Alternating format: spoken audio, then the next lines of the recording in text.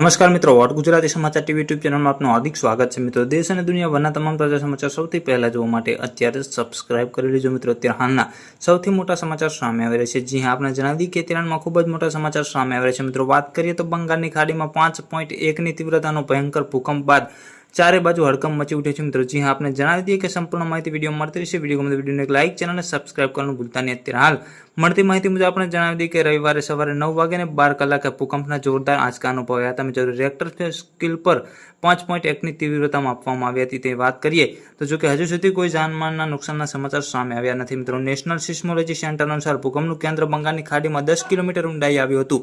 વધુ માહિતી મુજબ આપણે એ પણ જણાવી દઈએ કે સુનામીને લઈને કોઈ ચેતવણી જારી કરવામાં આવી નથી। મિત્રો, યુનાઇટેડ સ્ટેટ જીઓલોજીકલ અને સર્વે ઓફ અમેરિકાના જણાવ્યા અનુસાર ભૂકંપનું કેન્દ્ર શાસિત પ્રદેશ અંદમાન અને નિકોબારમાં જોવા મળ્યું હતું। વાત કરીએ તો ટાપુઓમાં પારકા ગામથી લગભગ 135 કિલોમીટર દૂર સમુદ્ર સપાટીથી 10 કિલોમીટર ઊંડાઈ પર આવેલું છે। વાત કરીએ તો મિત્રો, જો કે આ પ્રથમ વખત નથી, પરંતુ બંગાળની ખાડીમાં ભૂકંપના આંચકા અનુભવા હોય। આ વર્ષે એપ્રિલ મહિનામાં પણ અહીં 4.2ની તીવ્રતાનો ભયંકર ભૂકંપનો આંચકો અનુભવાયો હતો।